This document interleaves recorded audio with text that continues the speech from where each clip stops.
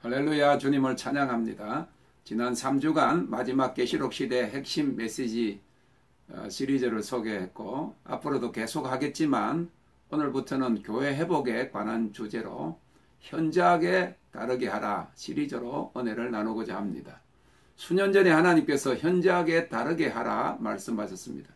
오늘은 그렇게 말씀하신 의미가 무엇인지, 우리 신앙생활에서 어떻게 하는 것이 현저하게 다르게 하는 것인지 예를 들어서 서론적으로 말씀드리고, 다음부터는 광야 탈출과 영적 돌파, 다가온 마지막 대부흥의 쓰임을 받으려면 한국교회 예배의 회복, 한국교회의 우상화 등등의 시리즈로 말씀드리고자 합니다.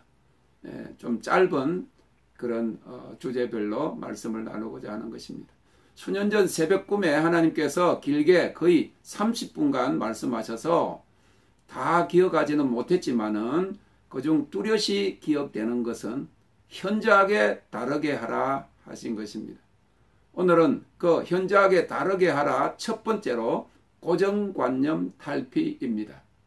이스라엘 백성들은 기적을 체험하고도 금방 원망하였습니다. 고라 자손과 다단과 아비람이 모세와 아론을 원망하다가 다 죽어서도 그 다음날 원망하였습니다. 민수기 16장 32절입니다. 땅이 그 입을 열어 그들과 그 가족과 고라에게 속한 모든 사람과 그 물건을 삼키매 그들과 그 모든 소속이 산채로 음부에 빠지며 땅이 그 위에 합치니 그들이 총회 중에서 망하니라. 16장 41절에는 이튿날 이스라엘 자손의 온 회중이 모세와 아론을 원망하여 가로되 너희가 여호와의 백성을 죽였도다 하고 라고 기록되었습니다.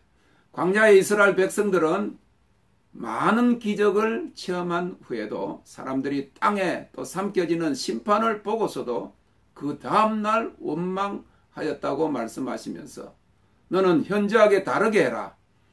믿음은 어떤 상황 속에서도 감사하는 것이다 라고 주님이 알려주셨습니다. 오늘 나도 우리도 현저하게 다르게 하지 않으면 신앙생활을 수십 년 하면서도 광야의 이스라엘 백성의 전철을 밟게 될 수 있다고 하는 것을 상기시켜 주신 것입니다. 이스라엘 백성들은 광야 생활 속에서 온갖 하나님의 기적을 체험하고도 또 그 하나님을 믿는다면서도 감사보다 원망을 더 많이 하였습니다.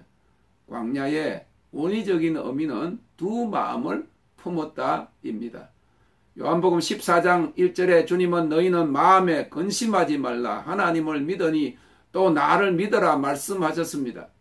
그런데 우리가 하나님을 믿는다면서도 두 마음을 품고 한편 의심하게 되면 하나님을 온전히 믿지 못하는 것입니다. 그것이 광야입니다. 야고보 사도는 야고보서 1장 6절 8절에서 오직 믿음으로 구하고 조금도 의심하지 말라. 의심하는 자는 마치 바람에 밀려 요동하는 물결 같으니 그런 사람은 두 마음을 품어 모든 일에 정함이 없는 자로다 라고 하였습니다. 사실 믿음의 반대는 불신이 아닙니다. 신앙의 반대가 불신이 아니라고 하는 겁니다. 왜냐하면 불신이라고 하는 것은 아예 믿지 않는 것을 이야기하기 때문에 믿음의 반대가 될 수가 없습니다. 믿음의 반대는 주님을 믿기를 원하고 하나님의 말씀의 약속을 믿고 감동을 받고 은혜를 받았지만은 그 믿음에 반대되는 적은 의심인 것입니다. 두 마음을 품는 것입니다. 그러나 믿음은 환경과 처지를 초월해서 하나님의 살아계심을 믿고 그의 약속을 붙들고 감사하는 것입니다. 신앙생활에서 누구에게나 고난과 시험이 닥쳐옵니다. 그러나 그 고난과 시련을 믿음으로 이겨내면 광야를 탈출하고 영적 돌파를 이루면서 믿음이 더 커지게 되고 기도의 응답과 약속의 축복을 소유하게 되는 것입니다. 그러기에 믿음의 시험과 시련 중에 현저하게 다르게 해야 합니다.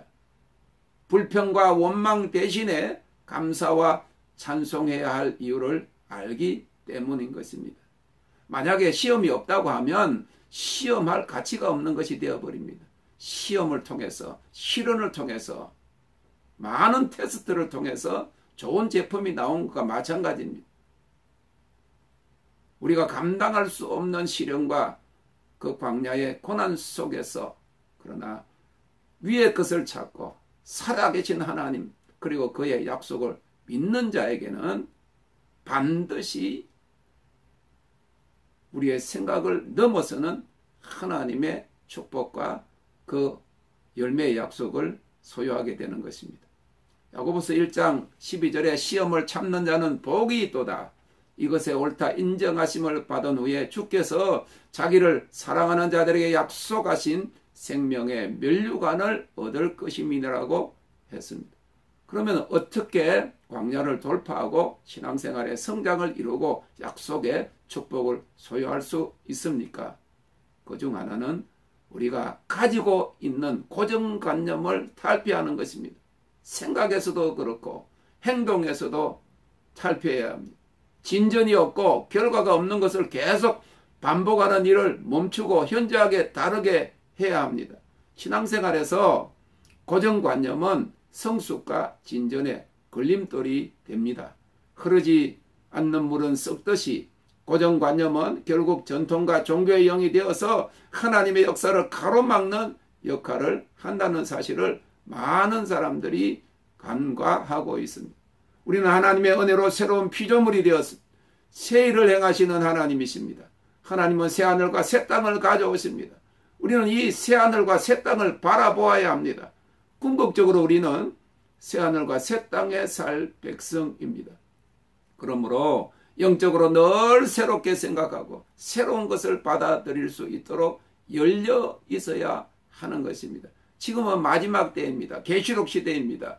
그리고 계시라고 하는 것은 결국 감추어졌던 것, 비밀스럽게 그렇게 저장되었던 것이 열리고 풀려지고 그리고 드러나고 보여지는 것입니다. 하나님의 진리는 확정되었고 불변하지만은 하나님께서 시대를 따라서 그 진리를 감추어 주신 진리를 우리에게 보여주시는 것입니다. 그리고 우리가 그 진리를 다 알고 체험한 것이 아니기 때문에 진리의 성령이 모든 진리 가운데로 인도하고 장래를 알 수 있도록 겸손하고 열린 마음을 소유해야 합니다. 새 포도주를 담기 위한 새 가족 부대가 되어야 하는 것입니다. 이런 것들은 그냥 신앙생활 내 경험에서 나오는 것이 아닙니다. 하나님의 음성을 듣고 그 음성대로 상황은 어떠하든지 순종할 때에 나타나는 그런 기적의 결과들을 통해서 우리의 고정관념이 완전히 무너져 내리고 하나님의 선하시고 새로운 역사에 우리가 동참할 수 있게 되는 것입니다. 예수님께서 마태복음 9장 17절에서 새 포도주를 낡은 가죽 부대에 넣지 아니하나니 그렇게 하면 부대가 터져 포도주도 쏟아지고 부대도 버리게 됩니다. 새 포도주는 새 부대에 넣어야 둘이 다 보존되느니라고 하셨습니다. 또한 우리는 고정관념을 탈피하기 위해서 하나님과 그 하나님의 시대적 역사를 알기 위해서 지혜와 계시의 정신을 위해서 기도해야 합니다. 에베소서 1장 17절에 바울 사도가 에베소 교회를 향해서 기도하기를 우리 주 예수 그리스도의 하나님 영광의 아버지께서 지혜와 계시의 영을 너에게 주사 하나님을 알게 하시고 라고 하였습니다. 우리가 경험했던 것, 우리가 신앙생활을 했던 것 그것이 다가 아닙니다. 하나님께서 새로운 역사를 이 시대에 행하십니다. 하나님을 알고 체험해야 합니다. 주님의 음성을 들어야 합니다. 한 번은 킹덤 빌더저 산상기도에서 일어난 초자연적인 그런 시대에 이 시대의 하나님의 임재와 영광을 사모하는 자들에게 보여주신 하나님의 역사를 들은 어떤 교회 다니는 분이 나는 그것을 중요하게 생각하지 않는다라고 하는 것을 말하는 걸 들었습니다. 그래서 제가 그분에게 하나님께서 하시는 일은 아주 작은 일이라도 다 중요한 것이지요 라고 말했습니다. 신앙생활을 한다면서 하나님이 하시는 일을 이해하지도 못하고 인정하지도 않고 그런 일은 중요하게 생각하지 않는다고 하는 말을 함부로 한다는 것은 자신은 그저 교회 생활과 종교 생활을 하는 사람이고 정작 하나님이나 하나님이 하시는 일에 대해서는 관심이 없다는 말과 다름없으니 어떻게 자기 영혼 구원에 대한 확신을 가지겠나 의심하지 않을 수 없었습니다. 한 번은 집사람이 들은 이야기를 했습니다. 어느 큰 교회 다니는 여 집사님인데 친구와 대화하다가 누구가 죽었다니까 아이고 안 된대. 교회라도 나갔으면 천국에라도 가고 절에라도 갔으면 극락에라도 갔을 텐데 불쌍해서 어쩌노 라고 말을 해서 놀랐다는 것입니다. 그 말을 한 여집사에게 구원의 믿음이 있겠습니까? 그러면서도 큰 교회를 나간다고 자랑하고 다니는 것입니다. 하나님은 움직이지 않는 우상이 아니요. 기독교는 고정적 종교가 아닙니다.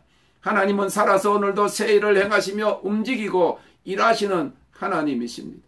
믿는 자들이라도 교회 생활을 하고 오랫동안 자신이 믿어온 신앙의 고정관념으로 인해서 하나님의 새 역사를 거부하면 하나님의 시대적인 새 역사에 동참할 수 없을 뿐만 아니라 부지중에 성령의 역사를 부인하게 되고 하나님을 자신의 그 사고 틀 안에 가두는 예수님 당시의 바리새인과 서기관들의 전철을 밟게 되는 것입니다.